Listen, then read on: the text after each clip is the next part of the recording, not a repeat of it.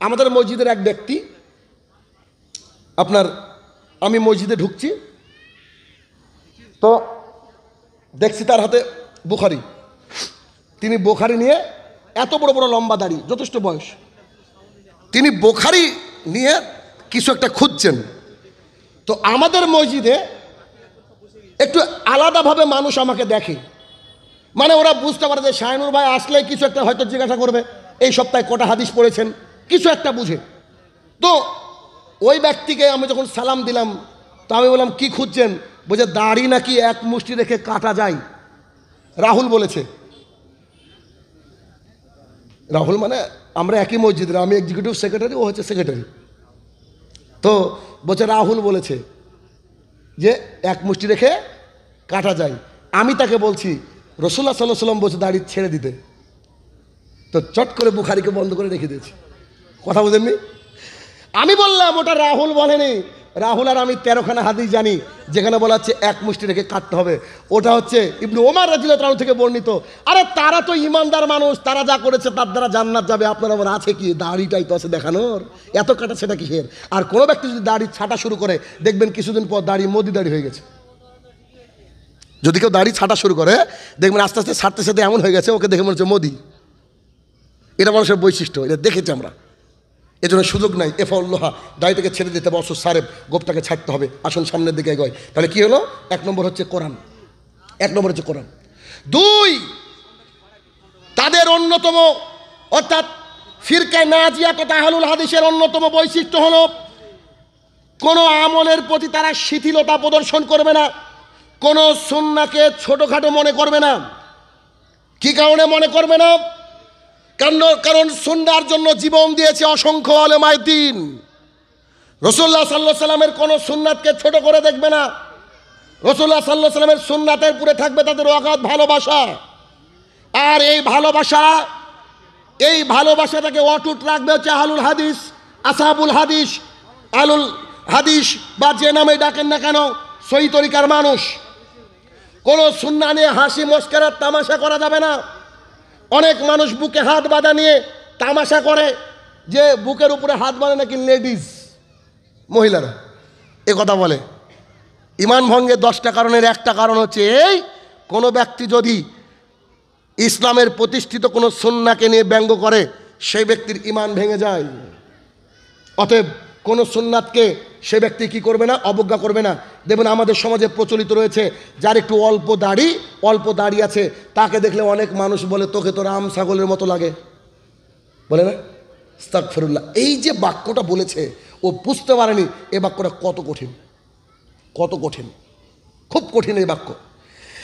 যায়েদ ইবনে হারেস রাদিয়াল্লাহু তাআলা আনহু বলেন, আম্মা জান আয়েশা রাদিয়াল্লাহু তাআলা আনহা রাসূলুল্লাহ সাল্লাল্লাহু আলাইহি সাল্লামকে বলেছেন, আল্লাহ রাসূল সাল্লাল্লাহু আলাইহি সাল্লাম, আপনার স্ত্রী সাফিয়া না একটু শর্ট, একটু বেটে, মানে বুড়ো আঙুল দেখিয়ে বলেছে একটু শর্ট, একটু বেটে। কি এমন কথা? এটুকু তো বলেছে তিনি মানুষ একটু শর্ট, একটু বেটে। রাসূলুল্লাহ সাল্লাল্লাহু আলাইহি সাল্লাম আম্মা জান আয়েশা রাদিয়াল্লাহু তাআলাকে বলছে, আয়েশা, জি আল্লাহ রাসূল বলেন, তুমি যে বাক্যটা আজকে বলেছো না, এই বাক্যটা যদি সমুদ্রের মধ্যে ফেলে দেওয়া হয় তো সমুদ্রের সমস্ত পানি নষ্ট হয়ে যাবে। তার মানে এটা মানুষ মোটা, একে আমরা মোটু বলে ডাকতে পারি না। এটা মানুষ কালো, একে কালো বলে ডাকতে পারি না। আমরা ইশারা ইঙ্গিতেও মানুষকে এরকম কথা বলতে পারি না। খুব অন্যায় কাজ, খুব গর্হিত কাজ। আম্মা জান আয়েশা রাদিয়াল্লাহু তাআলা হাদিসের পণ্ডিত, তিনি এই কথা বলে ফেলেছেন।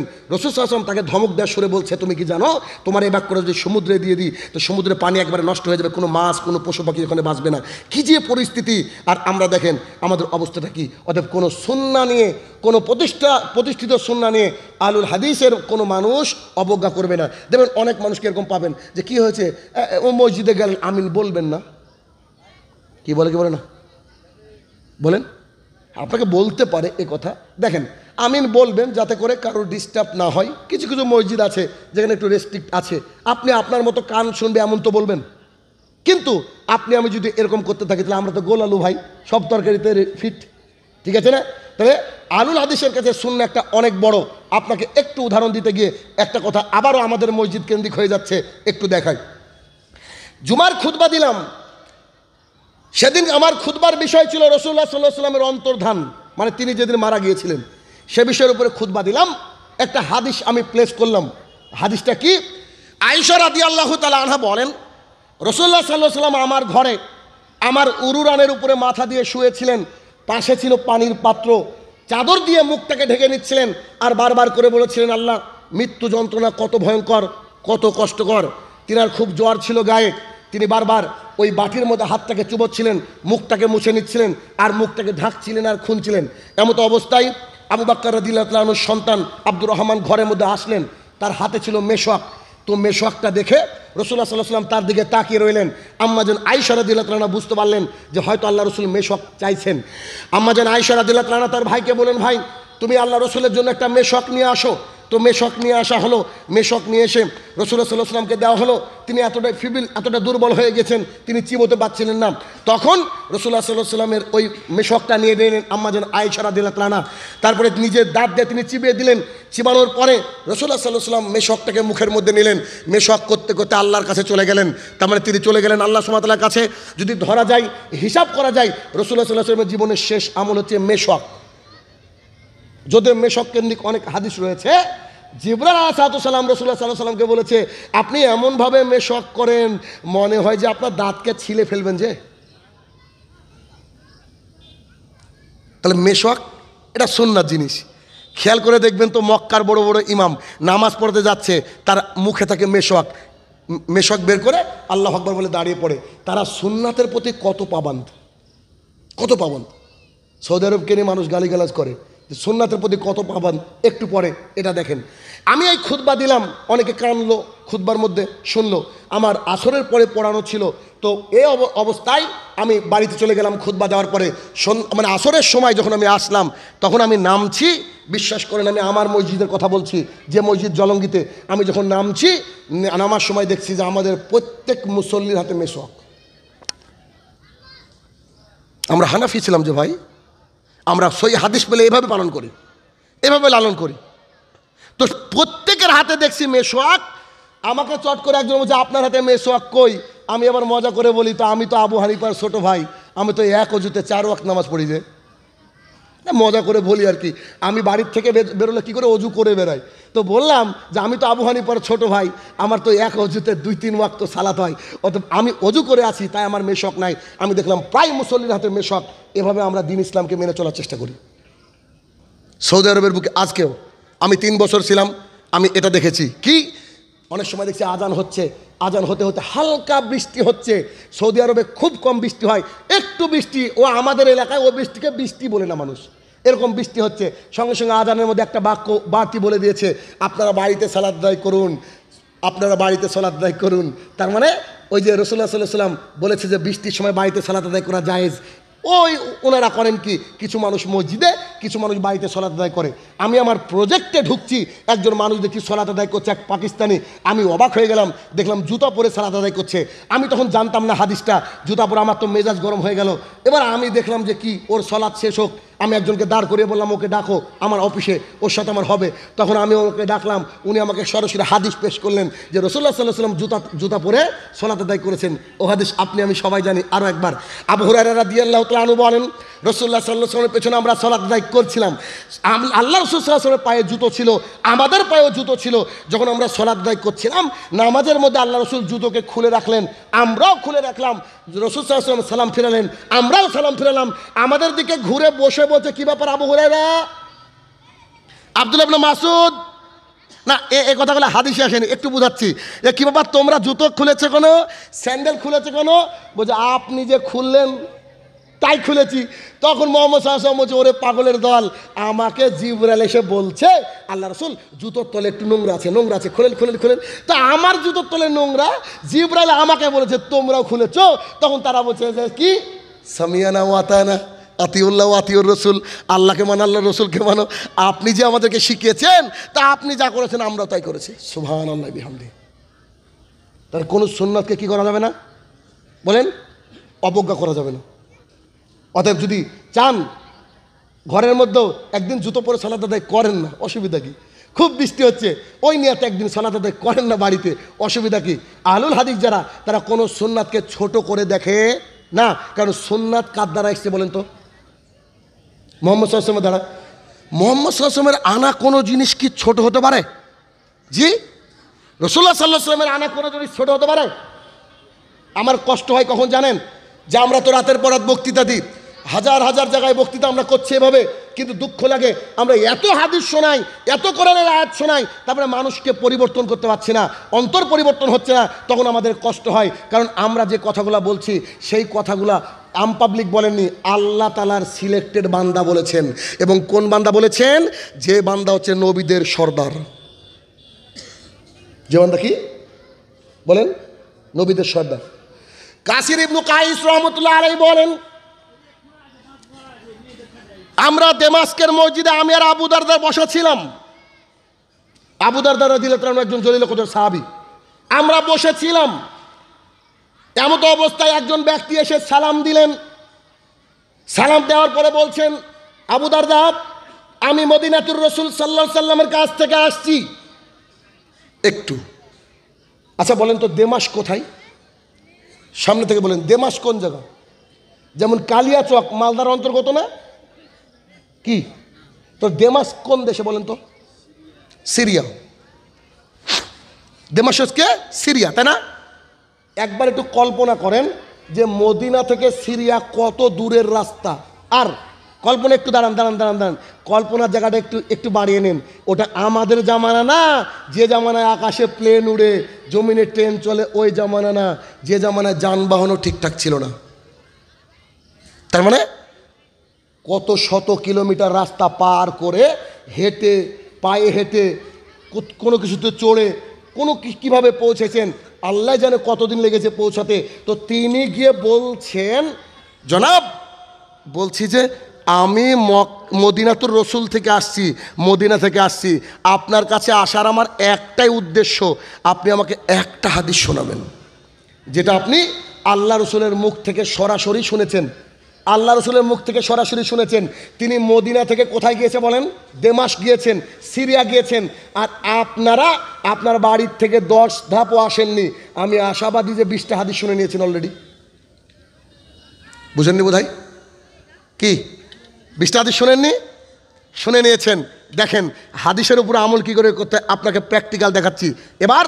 তো তিনি যখন এই বাক্য শুনলেন যে একটা মানুষ অত দূর থেকে এসেছে, তখন আবু দারদা রাদিয়াল্লাহু তাআলা হাদিস বলছেন। দেখেন আবু দারদা রাদিয়াল্লাহু তাআলা আনহু বলেন, আমি রাসূলুল্লাহ সাল্লাল্লাহু আলাইহি ওয়াসাল্লামকে বলতে শুনেছি, কোনো ব্যক্তি যদি দ্বীন ইসলাম শিক্ষার জন্য তার বাড়ির থেকে রাস্তাটা কোনো দ্বীন ইসলামের মজলিসের দিকে নিয়ে যায়, সেই ব্যক্তিকে নিয়ে আল্লাহ তাআলা তার কাছে থাকা ফেরেশতাদের সামনে গর্ববোধ করেন।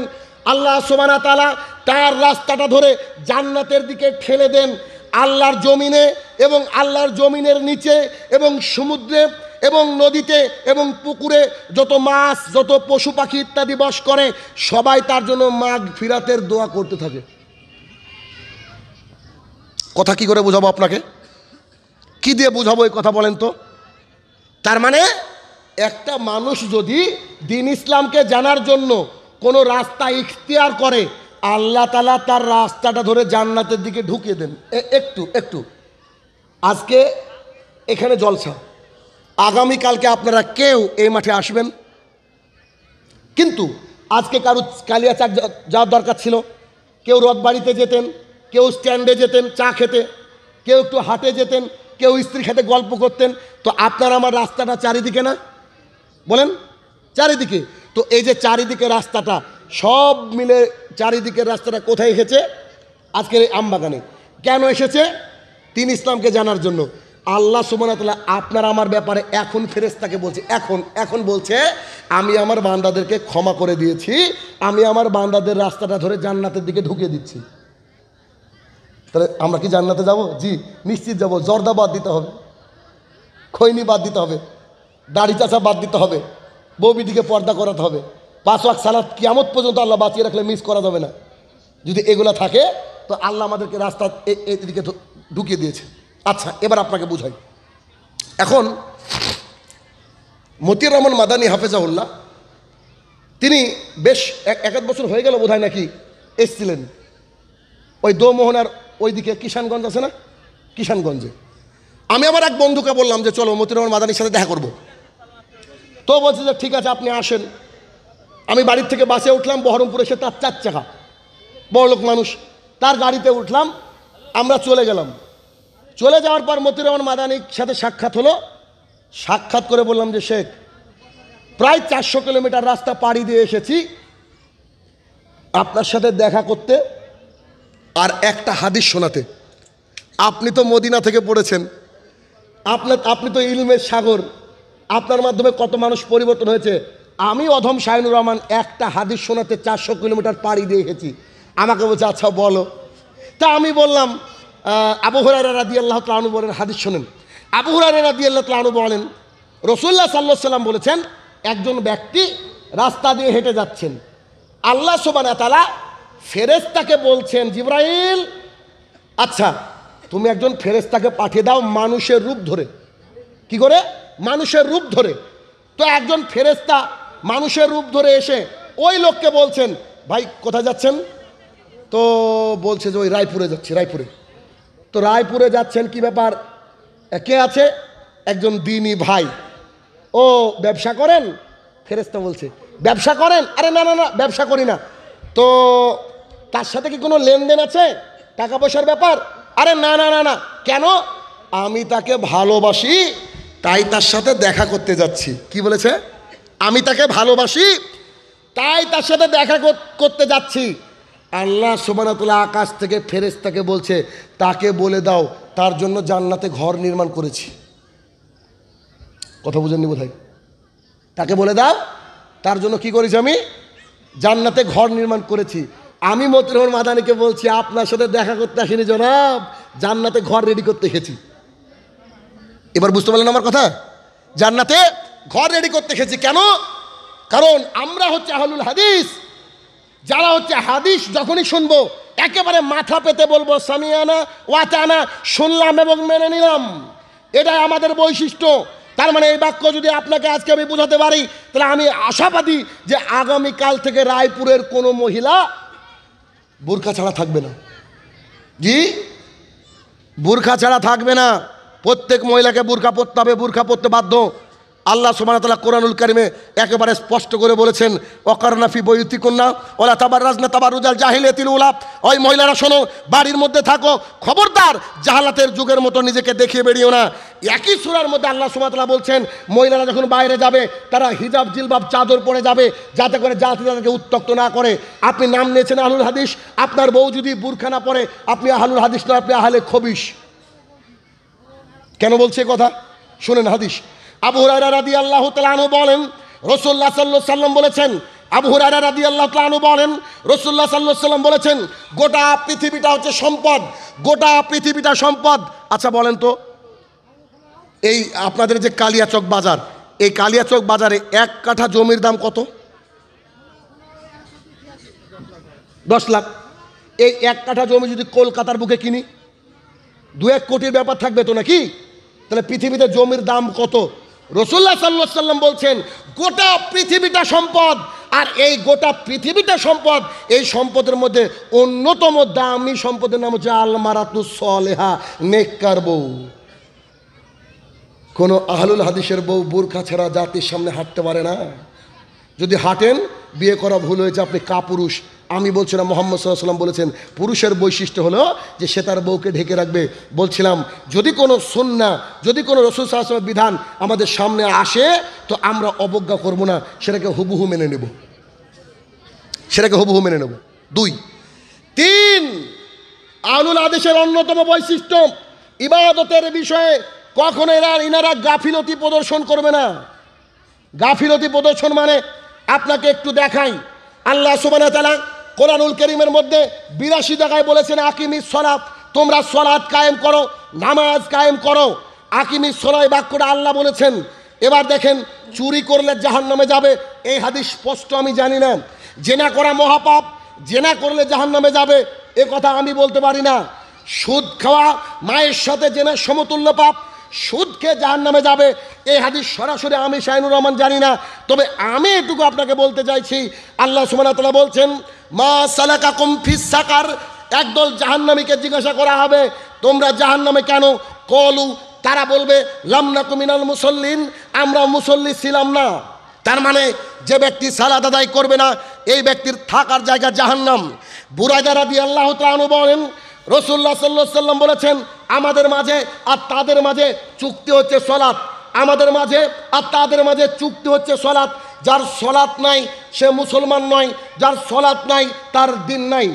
আনাস ইবনে মালিক রাদিয়াল্লাহু তাআলা আনহু বলেন, রাসূলুল্লাহ সাল্লাল্লাহু আলাইহি ওয়াসাল্লাম বলেছেন যে কিয়ামতের মাঠে সর্বপ্রথম হিসাব নেওয়া হবে সলাতের। যার সলাত টিকলো বাকি আমল টিকবে, হজ টিকবে, যাকাত টিকবে, দান টিকবে, সাদাকা টিকবে, আরও অন্যান্য আমল টিকবে। যার সলাত টিকলো না তার সমস্ত আমল বাতিল। আমি আপনাকে কি দিয়ে বোঝাই সালাত কত বড় একটা জিনিস। রমাদান মাস সামনে আসছে, কথার কথা ধরে নেন, রমাদান মাস আসছে, আপনার বয়স হয়েছে, খুব বৃদ্ধ রোগগ্রস্ত মানুষ, এখন ভাবছেন সিয়াম করব, কি করে যে সিয়াম করব, খুব টেনশনের বিষয়। ডাক্তার বলেছে রোজা করতে পারবে না। আলেমকে ফোন করে বলেন কি করব, আলেম বলছে 1.5 কেজি করে চাল ভিখারি মিসকিনকে দিয়ে দেন, ওই চালটা আপনার সিয়াম করে দিবে, আপনি সারাদিন খান পান করেন। খুব বয়স হয়ে গিয়েছে, আল্লাহ শেষ বয়সে টাকা দিয়েছে, হজ করতে যাবেন, হজ করার মতো সামর্থ্য নয়, টাকা আছে, হজ করার মতো সামর্থ্য নয়, যাওয়ার সামর্থ্য নয়, টাকা আছে। ওই কালিয়াচকের একজন ভাইকে ডেকে, রায়পুরে একজন ভাইকে ডেকে 3 লাখ 4 লাখ টাকা দেন, ও হজ করলে আপনার হজ। রাসূল সাল্লাল্লাহু আলাইহি ওয়াসাল্লাম বলছে তুমি সালাত দাঁড়িয়ে আদায় করো, পারো না বসে করো, পারো না শুয়ে করো, যদি প্যারালাইসিস হয়ে যান তবু ইশারার মাধ্যমে সালাত আদায় করতে হবে। সালাত আদায় করতে হয় পানি দিয়ে অজু করে, পানি নাই তায়াম্মুম করতে হবে। জি, তায়াম্মুম কাকে বলে একটু দেখেন, তায়াম্মুম একটু দেখেন। তায়াম্মুম মানে আপনি দেখলেন যে মাটি রয়েছে, আপনি বলেন বিসমিল্লাহ, বিসমিল্লাহ, এই মাটিতে মারলেন, এক ফু দিলেন, মুখে একবার দিলেন, এইখানে হয়ে গেল অজু। এবার আপনি সালাত আদায় করেন, এবার আপনি সালাত আদায় করেন। এখন তায়াম্মুম করার মাটিও নাই, অজু করার পানিও নাই, তায়াম্মুম করার মাটিও নাই, অজু করার পানিও নাই, তায়াম্মুম করার মাটিও নাই, অজু করার পানিও নাই। শানুর সাহেব বলছি ট্রেনে যাচ্ছিলাম, কেরালা যাবো ভেবেছি, চেন্নাই যাবো ভেবেছি, হঠাৎ দেখছি স্বপ্ন দোষ হয়ে গেছে, ওই অবস্থায় নামাজ পড়তে হবে। রাসূল সাল্লাল্লাহু আলাইহি ওয়াসাল্লাম বলছেন যুদ্ধক্ষেত্রে নামাজ মাপ নাই, একদল যুদ্ধ করবে আর একদল নামাজ পড়বে, এই দলের ফরজ শেষ হয়ে যাওয়ার সাথে সাথে ওই দল আবার এসে যুদ্ধ করবে আর এই দল সালাত আদায় করবে। সালাত আল্লাহর জমিনে যেদিন পাগল হয়ে যাবেন তার আগে সালাতের কোনো মাপ নাই। সালাত ওইভাবে আদায় করতে হবে যেমন করে রাসূলুল্লাহ সাল্লাল্লাহু আলাইহি ওয়াসাল্লাম বলছেন যে আমাকে তোমরা যেমন করে সালাত আদায় করতে দেখেছো তেমন করে তোমরা সালাত আদায় করো। আচ্ছা, এবার দেখেন 4 জন ইমাম রয়েছে, প্রসিদ্ধ ইমাম। 3 জন ইমাম বলছে তোমার সন্তান সালাত আদায় করে না, ওর গর্দানটাকে নামিয়ে দাও। যে ব্যক্তি সালাত আদায় করে না ও আল্লাহর জমিনে বেঁচে থাকতে পারে না। আজকে যে ব্যক্তি এই গ্রামে গরু জবাই করেছে ও যদি 5 ওয়াক্ত সালাত আদায় না করে এই গরু গোশত খাওয়া হারাম। আজকে যদি এই গ্রামে কোনো ব্যক্তি মুরগি ছাগল জবাই করে ও যদি 5 ওয়াক্ত সালাত আদায় না করে এই গোশত খাওয়া হারাম। আমি বলছি না, বলছে সৌদি ফতোয়া বোর্ড। কিন্তু ইহুদি খ্রিস্টান জবাই করলে খেতে বলছে, কিন্তু মুসলমান যদি সালাত আদায় না করে, আরে মুসলমান কি একজন মুসলমান সালাত ছাড়া মুসলমান থাকতেই পারে না। একটু হাদিস বললাম না, বুরায়দা থেকে বর্ণিত, আনাস থেকে বর্ণিত, আরও কত হাদিস নেবেন, 4 সময় নিয়ে যাবেন। একটু দেখেন তাহলে কি 4 জন ইমামের মধ্যে 3 জন ইমাম বলছে যারা সালাত আদায় করে না ওর গর্দানটাকে নামিয়ে দিতে হবে। এবং আবু হানিফা রাহমাতুল্লাহ আলাইহি বলছেন তোমার সন্তান সালাত আদায় করে না, যদি পরিস্থিতি এমন হয়ে যায় তাহলে ওকে জেলখানার মধ্যে ঢুকে দাও, অতক্ষণ অবধি মারো, হয় মরে যাচ্ছে নাহলে নামাজ পড়বে, হয় মরে যাচ্ছে নাহলে বলবে আব্বু আমি নামাজ পড়বো, আমাকে ছেড়ে দাও, ছেড়ে দাও, আমি মরে যাবো। তখন বলছে চল বেটা মসজিদে, আপনি সালাত আদায় করতে নিয়ে যাবেন। তার মানে এবার আপনি খেয়াল করে দেখেন আমাদের জুমার দিনে যতগুলো লোক হয় তার চেয়ে বেশি লোক হয় জানাজায়। জানাজায় যত লোক হয় তার চেয়ে বেশি লোক হয় ঈদে, সবচেয়ে কম লোক হয় তাহাজ্জুদে। তার মানে বোঝা যাচ্ছে মানুষ দিন ধর্ম বুঝতে পারেনি। মানুষ যদি দিন ধর্ম বুঝতো তাহলে মানুষ সঠিকভাবে সালাত আদায় করতো। আরে কত মানুষকে দেখা যায় যে কি 3:30-র সময় একজন ব্যক্তির জানাজা, এই গ্রামে একজন ব্যক্তি মারা গিয়েছে, 3:30-র সময় জানাজা। এখন একজন ব্যক্তি মাথায় টুপি লাগিয়ে ধবধবে পাঞ্জাবি পরে সুন্দর করে গিয়ে দাঁড়িয়ে আছে এভাবে মসজিদের বাইরে। চাচা কী ব্যাপার? তো আমার এক চাচা মারা গিয়েছে, তো দাফন করতে আসলাম। তো এখন আপনি বাইরে কেন? যে মসজিদে নামাজ চলছে, যে কথা বোঝেননি, মসজিদে আসরের জামাত চলছে। আচ্ছা, আসরের নামাজ কি ফরজ নাকি সুন্নাত? একটা মানুষ যদি সারা জীবন যদি একটা মানুষ যদি তার গোটা লাইফে মারা যাওয়ার আগ পর্যন্ত, জীবনের শুরু থেকে মারা যাওয়ার আগ পর্যন্ত যদি জানাজার নামাজ একদিনও না পড়ে, একটু পাপ হবে না, একটু পাপ হবে না। কিন্তু মান তারাকা সালাতান মুতাম্মিদান ফাকাত কাফারা, কোনো ব্যক্তি যদি ইচ্ছে করে 1 ওয়াক্ত নামাজ ছেড়ে দেয়, এই ব্যক্তি কাফের। আমি বলছি না, রাসূলুল্লাহ সাল্লাল্লাহু আলাইহি ওয়াসাল্লাম বলছে ও কাফের জানাজা পড়তে এসেছে, ওর হুঁশ আছে, ওকে বুঝে দিন। ও কি ইসলাম বুঝে? তার মানে সলাতের ব্যাপারে আল্লাহ রসুল এত কঠিন কথা বলেছেন, আপনাকে আমি কি দিয়ে বুঝাবো বলেন তো? রসুল সাল্লাল্লাহু আলাইহি ওয়াসাল্লাম বলছে, শোনো, তোমার মা সন্তান ছেলে হোক মেয়ে হোক 7 বছর হয়েছে, তাকে বলো, ও আমার কলিজার টুকরা আম্মু, ও আমার কলিজার টুকরা আব্বু, চলো তুমি সালাত আদায় করো। যখন 10 হয়েছে, 10 বছর 10, আল্লাহ রসুল বলছে ওকে মারো। কি বলেছেন বলেন? বলেন একবার, আল্লাহ রসুল কি বলেছেন? মারতে বলেছেন। আপনার ঘরের 18 বছরের ছেলেটা আজকেও সালাত আদায় না করে আপনার বাড়িতে ভাত খায়, আপনি বলছেন আপনি পুরুষ। অত সোজা কি করে হয় বলেন তো? কি করে হয়? অসম্ভব ব্যাপার। আপনি একটু দেখেন রাসূলুল্লাহ সাল্লাল্লাহু আলাইহি ওয়াসাল্লাম বাচ্চাদের প্রতি কেমন ভালোবাসা ছিল, কেমন ভালোবাসা ছিল। অথচ তিনি বলেছেন 10 বছর বয়স সালাত আদায় করতে যায় না, সেই ব্যক্তিকে, সেই বাচ্চাকে মারতে হবে। অথচ আল্লাহ রসুলের চরিত্র দেখেন। আনাস ইবনে মালিক রাদিয়াল্লাহু তাআলা আনহু বলেন, রাসূলুল্লাহ সাল্লাল্লাহু আলাইহি ওয়াসাল্লামের সঙ্গে আমরা সালাত আদায় করছিলাম, তিনি সেজদায় গেলেন। ইতিপূর্বে এত লম্বা সেজদা কোনোদিন উনি করেননি। কি যে লম্বা সেজদা করলেন! আমরা ভাবলাম কি হলো, আল্লাহ রসুলের কিছু অঘটন ঘটলো কি, নাকি তিনার উপরে ওহী নাজিল হচ্ছে। আমরা খুব ঘাবড়ে গেলাম, আমরা দোয়া পড়ছিলাম আর ঘাবড়ে গেলাম। এক পর্যায়ে দেখছি তিনি মাথা উঠালেন, আমরা মাথা উঠালাম। তাশাহুদ পড়ার পরে তিনি সালাম ফিরালেন, আমরা সালাম ফিরালাম। আল্লাহ রসুল সাল্লাল্লাহু আলাইহি ওয়াসাল্লামকে আমরা জিজ্ঞাসা করলাম, আল্লাহ রসুল, আচ্ছা বলেন তো, আপনি এত লম্বা সেজদা তো কোনোদিন করেন না, আজকে কেন করলেন? তখন তিনি বলছেন, আরে সে কথা আর বলো না, আমি যেই সেজদায় গিয়েছি, আমার নাতি হাসান আর হুসাইন এসে ভেবেছে নানা ঘোড়া হয়েছে, নানা ঘোড়া হয়েছে, তো আমার ঘাড়ের উপরে বসে খেলছে। তা আমি ভাবছি বাচ্চা ছেলে, তার খেলায় ডিস্টার্ব করব, আমি উঠলে পড়ে যেতে পারে, লাগতে পারে, বাচ্চা ছেলেকে ডিস্টার্ব করতে চাইনি, তাই সেজদাটা লম্বা করলাম। যে ব্যক্তি বাচ্চার প্রতি এত ভালোবাসা রাখে, সে বলছে বাচ্চা ছেলেকে মারতে হবে, বয়স 10। কথা কি বুঝাতে পেরেছি বলেন? কথা কি বুঝছেন আমার? কি একটু আওয়াজ দেন না, আসেন একটু। আবু সাঈদ খুদরি রাদিয়াল্লাহু তাআলা আনহু বলেন, রাসূলুল্লাহ সাল্লাল্লাহু আলাইহি ওয়াসাল্লাম বলেছেন, আমার ইচ্ছা হয় মসজিদে যখন আজান হয়ে যায়, বাড়িতে পুরুষ মানুষ বসে থাকে, মসজিদে আসে না, এই সময় আমার ইচ্ছা হয় একটা ছেলেকে ডেকে বলে, এই শোনো, তুমি নামাজ পড়াও তো, যাও ইমামতি করো, করো ইমামতি, আর আমার সাথে 8-10 জন ছেলে আসো, যারা জোয়ান জোয়ান, আমার সাথে আসো, এই গাছের ডালকে ভাঙো তো, একটু পাটকাঠি ম্যানেজ করো, একটু খড়ি লাকড়ি ম্যানেজ করো। খড়ি লাকড়ি পাটকাঠি দিয়ে আমি তাদের বাড়িতে আগুন জ্বালিয়ে দিব। কার বাড়িতে? যে লোক আজান শোনার পরেও আসেনি, আজান শোনার পরেও আসেনি, তাদের বাড়িতে আমি আগুন জ্বালিয়ে দিব। এটা আমার মনের, বলেন, মনের ইচ্ছা, মনের খোয়াইশ, আমি আগুন জ্বালিয়ে দিব। এই বাক্য রাসূল সাল্লাল্লাহু আলাইহি ওয়াসাল্লাম বলছেন। বলার পরে বলছে, দাঁড়াও দাঁড়াও দাঁড়াও দাঁড়াও দাঁড়াও, ওই সব বাড়িতে মেয়েরা নাই তো? জি আছে। যে ওই সব বাড়িতে কলিজার টুকরা ছোট ছোট বাচ্চা নাই? বুঝে জি আছে। যে তাহলে ছেড়ে দাও, ছেড়ে দাও, ছেড়ে দাও। তার মানে আমার ইচ্ছা হয় আগুন জ্বালিয়ে বাড়িকে পুড়িয়ে দিই, কিন্তু ওই বাড়ি আমি পোড়াইনি। ছোট্ট কলিজার টুকরা বাড়িতে থাকে বলে। আর আল্লাহ রসুল এই হাদিসে বলছে, তোমার ছেলের বয়স 7, তোমার মেয়ের বয়স 7, তাকে বলো আম্মু, ও আমার আব্বু কলিজার টুকরা, সালাত আদায় করো। যেই 10 হয়েছে ওকে মারো। যে 10 হয়েছে ওকে কী করতে হবে? মারতে হবে। রাসূল সাল্লাল্লাহু আলাইহি ওয়াসাল্লাম মনের খোয়াইশ করেছিলেন। কি দিয়ে বুঝাবো তার খোয়াইশটা কি, তার ইচ্ছাটা কি, কি দিয়ে বুঝাবো? দেখেন তো, আবু হুরায়রা রাদিয়াল্লাহু তাআলা আনহু বলেন, আমরা রাসূলুল্লাহ সাল্লাল্লাহু আলাইহি ওয়াসাল্লামের পিছনে সালাত আদায় করছিলাম। প্রায় তিনি মক্কা থেকে এসেছেন 17 মাস। 17 মাস কলিজার মধ্যে আগুন জ্বলে। মাঝে মাঝে ইবাদত করার সময় শুধু আকাশের দিকে তাকান, শুধু আকাশের দিকে তাকান। তার বুকের মধ্যে জমানো ব্যথা পৃথিবীর আর কেউ না বুঝলেও আল্লাহ সুবহানাহু ওয়া তাআলা বুঝতে পারে। সালাতের মধ্যে একদিন আল্লাহ তাআলা বললেন, হে মুহাম্মদ, আমি জানি তুমি আকাশের দিকে কেন তাকাও। তুমি তোমার আত্মীয় পরিজন ছেড়ে চলে এসেছো, তুমি তোমার ভূমি ভিটা ছেড়ে চলে এসেছো, মক্কাকে তুমি খুব ভালোবাসো, আমি জানি। তখন মুসলমানদের কাবা ছিল বাইতুল মুকাদ্দাস, ফিলিস্তিন। বাইতুল মুকাদ্দাসের দিকে সালাত আদায় করছেন রাসূল সাল্লাল্লাহু আলাইহি ওয়াসাল্লাম, কিন্তু মনের ইচ্ছা কাবার দিকে যদি সালাত আদায় করি আমার ভালো লাগবে।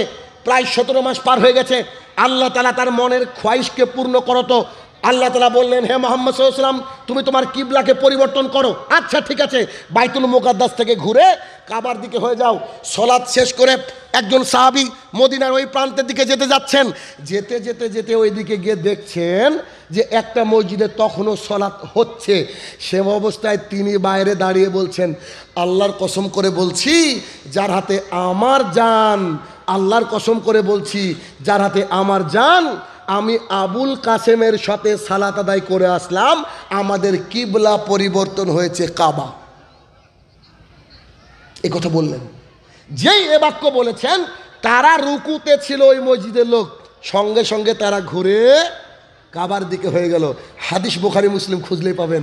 আপনাকে কি দিয়ে বুঝাবো রাসূল সাল্লাল্লাহু আলাইহি ওয়াসাল্লাম মনের খোয়াইশকে আল্লাহ তাআলা কত পছন্দ করেন, অথচ আল্লাহ সুবহানাহু ওয়া তাআলা এই যে ব্যক্তিকে এত ভালোবাসতেন, তিনার ইচ্ছা যে তিনি তার বাড়ি ঘরকে কি করবেন, আগুন দিয়ে পুড়িয়ে দিবেন, আগুন জ্বালিয়ে কি করবেন, পুড়িয়ে দিবেন। অথচ সেই মুহাম্মদ সাল্লাল্লাহু আলাইহি ওয়াসাল্লাম বাড়িঘরকে আগুন জ্বালিয়ে পুড়িয়ে দিলেন না। কেন বলেন তো? কারণ ওই বাড়িতে বাচ্চা থাকে, আর ওই বাড়িতে কি থাকে, ছেলেরা থাকে, ছেলেরা থাকে। তাহলে এতটুকু এসে আপনাকে আমি বোঝাতে সক্ষম হলাম যে যখন আহলুল হাদিসের কোনো ব্যক্তি ইবাদত করবে, আর এই ইবাদতের মধ্যে কোনো ইবাদতের ক্ষেত্রে কোনো গাফিলতা প্রদর্শন করবে না, কোনো গাফিলতি প্রদর্শন করবে না। এখন আপনাকে আমি বলি, দেখেন গাফিলতি প্রদর্শন কি জিনিস, একটু গাফিলতি প্রদর্শন কি জিনিস একটু আপনাকে দেখাই। সেটা হচ্ছে, কি হয়েছে, সমস্যা কি, কিছু সমস্যা নাকি, কি ব্যাপার ভাই, এত চিৎকার হচ্ছে কেন বুঝলাম না তো হঠাৎ।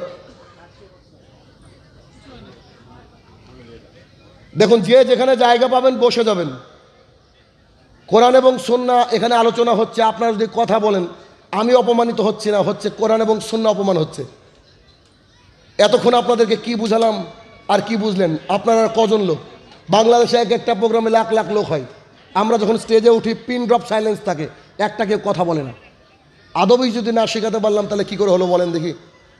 অতএব যে দেখেন সামনে যেখানে ফাঁকা, এসে বসে পড়বেন চুপচাপ। আর যদি জায়গা না দিতে পারে, চট ছালা না দিতে পারে, মাটিতে বসে যান। কেন? আপনি আল্লাহ এবং আল্লাহ রসুলের কথা শুনছেন, মাটিতে বসলে অসুবিধা কি? মাটির মসজিদে সালাত আদায় করেছেন রাসূল সাল্লাল্লাহু আলাইহি ওয়াসাল্লাম। এত কিসের আমাদের বাহাদুরি যে যেখানে জায়গা পাবেন বসে যান চুপচাপ। কারণ কথা হচ্ছে আমার নয়, আল্লাহ এবং আল্লাহ রসুলের। আবার একটু দেখেন তো, ইবাদতের ক্ষেত্রে আমাদের কি কোনো গাফিলতি আসবে না। এবার এই গাফিলতির ব্যাপারে আপনাকে একটু বলে দিই, একটু।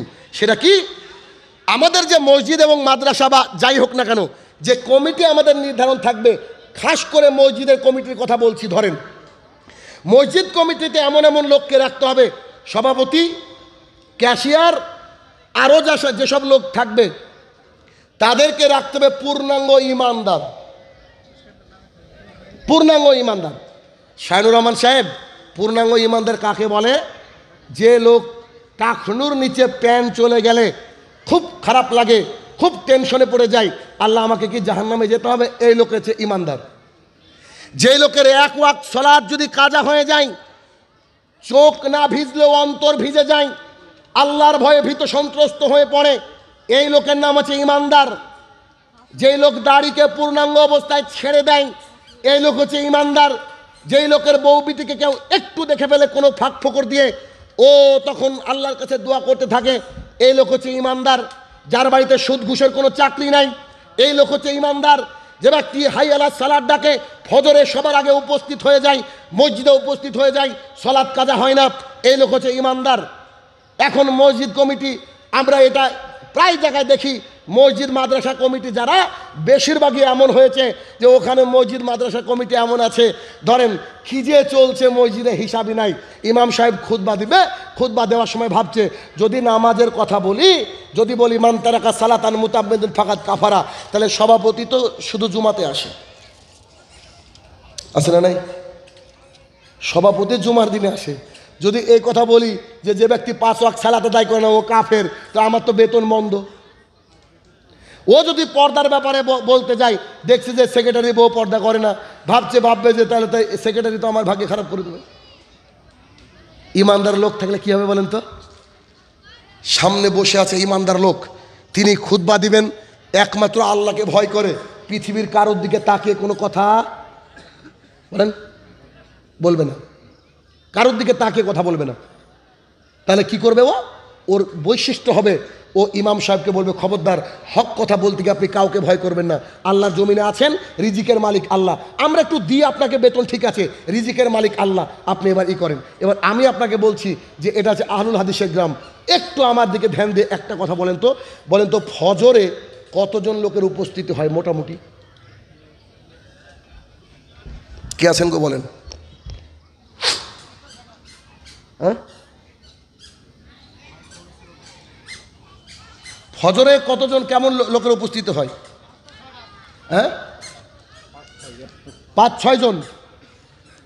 আচ্ছা, আর জুমার দিনে জায়গা দেওয়া যায় না। আবু হুরায়রা রাদিয়াল্লাহু তাআলা আনহু বলেন, রাসূলুল্লাহ সাল্লাল্লাহু আলাইহি সাল্লাম বলেছেন, মুনাফিকদের কাছে সবচেয়ে ভারী নামাজ হচ্ছে এশার নামাজ আর ফজরের নামাজ। আমি যদি আঙুল দেখে বলি আপনি মুনাফেক, কি যে রাত করবেন? রাসূল সাল্লাল্লাহু আলাইহি সাল্লাম আপনাকে মুনাফেক বলেছে, খেয়াল করেন। রাসূল সাল্লাল্লাহু আলাইহি সাল্লাম আপনাকে বলেছে আপনি মুনাফেক। আমি শাইনুর রহমান, আমার যে গতি দেখছেন বক্তৃতার, এ গতি এভাবেই থাকে। আল্লাহকে খালি আল্লাহর কাছে দোয়া করেন, আল্লাহ আমাকে কিয়ামত পর্যন্ত বাঁচিয়ে রাখুক, এই গতি থাকবে। যদি কোনো দিন সুযোগ হয়ে যায় একটু আমাদের মসজিদে যাবেন, আমি যে মসজিদ পরিচালনা করি সেই মসজিদে যাবেন। আমি আমার মসজিদে বলে দিয়েছি, আমার মসজিদে যে ব্যক্তি 5 ওয়াক্ত সালাত আদায় করবে না, ওই ব্যক্তি যদি মারা যায়, ওই ব্যক্তিকে কুকুরের মতো শিয়ালের মতো পুঁতে রাখবো, জানাজা করাবো না। আমি শাইনুর রহমান বেনামাজির জানাজা করি না। 2, কারোর যদি বেটা বেটির বিয়ে লাগে, আমি শাইনুর রহমান তার বিয়ে পড়াবো না। এই জন্য আমাদের মসজিদে ফজরেও যতজন, জুমাতেও ততজন, মাগরিবেও ততজন, আসরেও ততজন, ইশাতেও ততজন। তবে জুমার দিনে কিছু লোক বাইরে থেকে যায়, সে কথা ভিন্ন। তবে আমার সমাজের কোনো লোক ফজরে উপস্থিত হয়নি, এরকম দৃশ্য চোখে পড়ে না, আমার পড়ে না। এই গতি নিয়ে কথা বলছি। 2012 সাল থেকে খালি দোয়া করেন, এভাবে চলতে পারবো। আমার মসজিদে যদি বাই চান্স কারেন্ট চলে যায়, ইনভার্টার খারাপ হয়ে যায়, একজন ব্যক্তিকে যদি বলে একটু দেশলাই লাইট হবে, কি কেউ কোনো ব্যক্তি নেশাদার দ্রব্য পান করে না। আমি বলেছি খালি একবার বলবেন যে শাইনুর রহমানের মসজিদে কেউ নেশাদার দ্রব্য পান করে, খালি শোনান না আমাকে, শোনান দেখি একবার। আহলুল হাদিস শুধু বুকে হাত বেঁধে জোরে আমিন বলে আহলুল হাদিস নয়। পৃথিবীতে যেখানে যারা মানুষের রচিত বিধানকে লাথি মেরে ফেলে দিয়ে আল্লাহ এবং আল্লাহ রসুলের বাক্যকে মেনে নিয়েছে, এর নাম হচ্ছে আহলুল হাদিস। আমরা হচ্ছে আহলুল হাদিস। লজ্জা লাগে না আপনার নিজেকে আহলুল হাদিস বলতে? সলাতে উপস্থিত হতে পারেন না? মক্কার যারা মুনাফেক তারাও সালাত আদায় করতো, মক্কার মুনাফিকরা পর্যন্ত সালাত আদায় করতো। আর আপনি শুকুর আলী হয়েছেন, আপনি ইদু মিয়া হয়েছেন। শুকুর আলী ইদু মিয়া বুঝেন কি? যারা শুক্রবারে নামাজ আদায় করে এরা শুকুর আলী, যারা ঈদে নামাজ আদায় করে ইদু মিয়া। আর কিছু আছে রমজান আলী। রমজান মাসে দেখবেন কি গতি, বাপরে বাপ, সাদা ধবধবে পাঞ্জাবি পরে মনে হচ্ছে আল্লাহ নাজিল করে দিল। এখনই নেমে গিয়ে মনে হচ্ছে ইমামকে বলবে যে আপনি সরেন। হ্যাঁ, এরকম লোক আছে। তারপরে দেখবেন তারাবি কিছুদিন পড়বে, কিছুদিন পড়ার পর তারাবি তার খুঁজে পাওয়া যাবে না, আবার 27 রমাজানে আসবে। চলেন শাইনুর রহমানের মসজিদে একবার চলেন না। 2 থেকে 2.5 ঘন্টা থেকে কোনো সময় 3 ঘন্টা 8 রাকাত তারাবি পড়তে সময় লাগে, 8 রাকাত। একজন আলেম বুঝলেন, আমাকে দেখলে রাহুলকে দেখলে বলে যে তোমরা হচ্ছে নামাজ চোর। কি বলে? নামাজ চোর। তা আমি একজনকে বললাম যে শোনেন ভাই, আপনার হাত পা ধরছি, ওই আলেমকে শুধু 1 রাত তারাবিতে আনেন আমাদের মসজিদে, 1 রাত্রি, বুঝলেন তো। ফুসলিয়ে ফাসলিয়ে মাশাআল্লাহ ওই ব্যক্তিকে এনেছে। তারাবি সালাত আদায় করার পর ঈদের দিনও দেখা হয়নি। কথা বুঝেননি? 1 রাত তারাবি আদায় করে ঈদের দিনও দেখা হয়নি। ও বুঝেছে রাসূল সাল্লাল্লাহু আলাইহি ওয়াসাল্লাম তারাবি কাকে বলে। দেখ, দাঁড়িয়ে সূরা বাকারা শেষ হয়ে গেছে, তারপরে আল ইমরান শেষ হয়ে গেছে, দাঁড়িয়ে আছে মানুষ, দাঁড়িয়ে আছে হ হ করে কাঁদছে। আমরা আমাদের সালাত আলহামদুলিল্লাহ ফজর, বেশিরভাগ ফজরে আমাদের বেশিরভাগ মুসল্লি কাঁদে। ওই যে যখন কিরাত হয়, আমরা তো অর্থ বুঝি, কিছু কিছু বোঝার চেষ্টা করি। আমরা বুঝি যেমন মক্কাতে কাঁদে, আমাদের মসজিদও কাঁদে। আলহামদুলিল্লাহ এরকম একটা মসজিদ তৈরি করতে পেরেছি। চলেন আসেন আমাদের মসজিদে, দেখেন তো যে আমাদের 4 রাকাত নামাজ, জোহর আসরের নামাজ আদায় করতে 15, 20, 22 মিনিটের সময় লাগে। আসেন আপনি একদিন। তাহলে গাফিলতি করা যাবে না কিসের ব্যাপারে? সালাত। হ্যাঁ, তবে আমি 2টো মসজিদ পরিচালনা করি, একটা আমার বাড়ির কাছে আর একটা মেন মসজিদ, যে মসজিদে আমরা 5 জন মেন আছি। আমি রাহুল যে মসজিদে রয়েছি ওই মসজিদে এবার 3 মাস 4 মাস পর কিছু মানুষের ইমানটা একটু ঘাটতি হয়, বুঝলেন তো 2-3 মাস পর পর আমার একটা করে খুতবা থাকে। আমাকে মানুষ বলে জেনারেটর। জেনারেটর বুঝেন কি? জেনারেটর বুঝেন না? কারেন্ট চলে গেলে দেখবেন খুব গতিতে জেনারেটর চলে। তা আমি যখন একটা খুতবা দিয়ে দেবো, মানুষের ব্যাটারি 3 মাস চার্জ, আর কারোর ফজর মিস হবে না। কারণ একজন মুসলমান একটা আহলুল হাদিসের বৈশিষ্ট্য এটাই বৈশিষ্ট্য। তাহলে কি ফজরে যদি 7-8 জন উপস্থিত হয়, যে হাদিস আমি 2 বার অলরেডি বলেছি, এবার 3 নম্বর বার, মান তারাকা সালাতান মুতাম্মিদান ফাকাত কাফারা, যে ব্যক্তি ইচ্ছে করে সালাত ছেড়ে দেয় এই ব্যক্তি কাফের হবেন কি করে? এবার বুঝেন কি করে? তাহলে মানুষ ফজরে উপস্থিত হয় না। এত বড় গ্রামে মুসলমান নাই। আল্লাহর কাছে গিয়ে দেখবেন, আরে আমার পাসপোর্টে নাম ছিল আব্দুর রহমান, আধার ভোটার কার্ডে আব্দুর রহমান, আল্লাহ বলছে ডাকছে চণ্ডীদাস। আরে আমাকে চণ্ডীদাস বলছি কেন আল্লাহ? কারণ তুমি তো চণ্ডীদাসী, তোমাকে 5 ওয়াক্ত সালাত আদায় করতে হবে, হামাগুড়ি দিয়ে হলে যেতে হবে। দেখেন তো একটু দেখেন, ওই যে আব্দুল্লাহ ইবনে উম্মে মাকতুম রাদিয়াল্লাহু তাআলা আনহু বলেন, রাসূলুল্লাহ সাল্লাল্লাহু আলাইহি ওয়াসাল্লামের কাছে গিয়ে অন্ধ মানুষ, তিনি বলছেন আমাকে বাড়িতে নামাজ পড়ার অনুমতি দেন না, আমি বাড়িতে সালাত আদায় করব, একটু অনুমতি দেন না, একটু অনুমতি দেন না। তখন বলছে যে আচ্ছা ঠিক আছে, যান যান যান বাড়িতে পড়েন, দয়ের নবী মায়ের নবী বাড়িতে পড়েন। তখন রাসূল সাল্লাল্লাহু আলাইহি ওয়াসাল্লাম শুনুন শুনুন শুনুন, জি বলেন। বলছে আপনি কি আজান শুনতে পান? তো জি, আপনাকে মসজিদে আসতে হবে। কি করে আসবেন জানি না, কি করে আসবেন জানি না। অন্ধ মানুষকে রাসূলুল্লাহ সাল্লাল্লাহু আলাইহি ওয়াসাল্লাম ছাড় দেননি। একটা হাদিসে বলছেন, কেউ যদি প্রথম কাতারে দাঁড়ানোর ফজিলত জানতো, আজান দেওয়ার ফজিলত জানতো, কেউ যদি প্রথম কাতারে দাঁড়িয়ে সালাত আদায় করার ফজিলত জানতো, আজান দেওয়ার ফজিলত জানতো, তো তাদের মাঝে লটারি করা লাগতো আর হামাগুড়ি দিয়ে হলেও পৌঁছাতো। নিজের সন্তানকে এখন থেকে রেডি করেন। আমার ছেলে 10 বছর বয়স হয়েছে, 10.5 বছর, মাঝে মাঝে এখনও পেশাব করে ফেলে বিছানায়। ওকে আমি ছাড় দিই না, ওর একদিন নামাজ কাজা হয় না, ফজরে ওকে উঠতে হয়, আর আপনি নিচে আহলুল হাদিস মনে করেন। অতএব আপনাকে যে কোনো মূল্যে কী করতে হবে? সালাত আদায় করতে হবে। সালাত ছাড়া কোনো পরিত্রাণ নেই, যত বড়ই যাই করেন না করে। তবে আমি সামনের দিকে আগাবো, আর বেশিক্ষণ আলোচনা করব না। তবে মাঝে একটা কথা খুব জরুরি, সেটা হচ্ছে একটু দেখেন। আচ্ছা, আপনি খুব সিগারেট খান, আপনি বাবা, আপনার সন্তানকে যদি বলেন বেটা তুমি বিড়ি খেও না, বা গ্রামের কোনো একটা ছেলেকে ডেকে বলছো এই খবরদার বিড়ি খেও না, সেই ছেলেকে আপনার কথা শুনবে? বলেন, হাতে বিড়ি সিগারেট আপনার, আর আপনি অপরকে বলছেন বিড়ি খেও না, শুনবে? আমি যে কথাটা বলবো খুব কঠিন কথা, খুব কঠিন। আমাদের জমিনে প্রায় 95% বক্তা সালাত আদায় ঠিকঠাক করে না। অল্লাহি, আল্লাহর কসম করে বলছি, আমার দেখা মোতাবেক দেখছি, বহু বক্তাকে দেখেছি ফজরে ঘুমিয়ে আছে, ডাকছি মাওলানা সাহেব চলে নামাজ পড়বেন, ছড়েন তো, প্রধান বক্তা ছিলেন না, রাত 2টায় ঘুমিয়েছে, মানে জালসা করলে সব মাপ গো, তার মাপ হয়, আমাদের যে হয় না। আমাদের যে জাহান্নামের আগুনকে খুব ভয় লাগে, যে খুব মুশকিলের মধ্যে আছি, যে কি বহু বক্তার বাড়িতে গিয়ে দেখেন যে তার বউ বিটি পর্দা করে না, তার বাড়িতে বন্ধন লোন রয়েছে। আল্লাহ তাআলা বলছেন লিমা তাকুলুনা মা লা তাফালুন, তুমি যা করো না তা বলো না।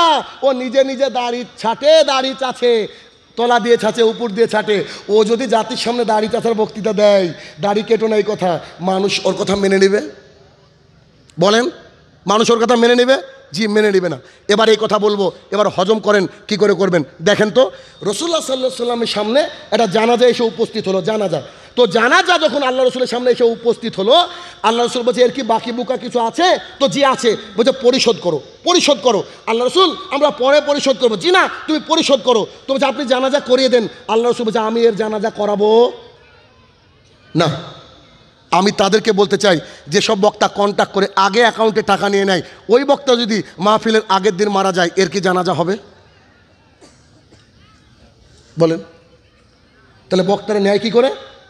তাই তো আমাকে মানুষ বলে যে আপনার অ্যাকাউন্ট নাম্বারটা পাঠান, কিছু টাকা পাঠাবো। আমি বলি মালাকুল মতের নাম্বার আছে কি?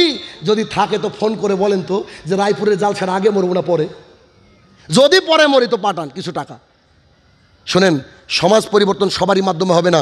যে বক্তা নিজে আমলি, যে মানে আলেম নিজে আমলি, যে আলেম সমাজকে শুধরানোর জন্য নিজেকে শুধরে নিয়েছে, তার বক্তৃতার আসর একটা সমাজে অতিরিক্ত হবে যে কোনো মূল্যে। অতএব আসুন ফিরকায় নাজিয়ার অন্তর্ভুক্ত আমরা হই। আলোচনা লম্বা ছিল, শেষের দিকে এসে কিছু কথা আপনাকে বলতে চাইছি। সেটা হচ্ছে এটা মাদ্রাসার জলসা, তাই না? জি, এটা মাদ্রাসার জলসা। আর মাদ্রাসার জলসা মানে আপনাদের টাকায় চলে মাদ্রাসা। ভালো করে বুঝেন। এই যে এত কথা বললাম আমাদের মসজিদ সম্পর্কে, আর একটা কথা শুনবেন না? আর একটা কথা শোনেন না? আমাদের মসজিদে মানুষকে এমন করে কিছু হাদিস শোনাতে পেরেছি, তারা 10 টাকার নোটের মধ্যে 500 টাকার নোট গুজে দেয়, দিয়ে জুমার দিনে দেয়। যখন 2000 টাকার নোট ছিল, 10 টাকার নোটের মধ্যে গুজে দিত। না দেখিয়ে দান করার প্রবণতা এত বেশি আমাদের মসজিদে, যেটা আপনাকে আমি বলে বোঝাতে পারবো না। কথা মিডিয়ায় যাচ্ছে বলে স্টপ করলাম, একটু বোঝার চেষ্টা করেন যে মানুষকে বোঝাতে পেরেছি। রাসূলুল্লাহ সাল্লাল্লাহু আলাইহি সাল্লাম যখন দানের ব্যাপারে সাহাবায়ে কেরামকে বলতেন, ওই যে তাবুকের যুদ্ধের কথাই হাদিস সবাই জানেন।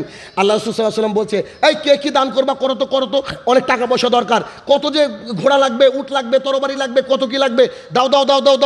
উমর রাদিয়াল্লাহু আনহু দাঁড়িয়ে মিসকে হাসছে আর বলছেন, আবু বকর তোমাকে কোনোদিন টপকাতে পারি না আমলে। আবু বকর তোমাকে কোনোদিন টপকাতে পারি না আমলে। আরে আল্লাহ রসুল বলছে জান্নাতি কে? আবু বকর। এ রোজা কে আছো? আবু বকর। বলছে আজকে কে ভিখারি মিসকিনকে খেতে দিয়েছো? আবু বকর। আর জান্নাতের 8টা গেট দিয়ে কাকে দেখা হবে? বলছে আবু বকর। আজকে কে কার জানাজায় গিয়েছো? বলছে আবু বকর। আশ্চর্য কথা, এত আমল করে লোকটা, তাকে তো কোনোদিন টপকাতে পারিনি।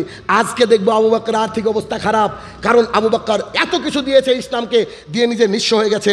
আজকে আবু বকরের চেয়ে আমলটা করবোই বেশি। একদিন তো আমল করি আবু বকরের চেয়ে।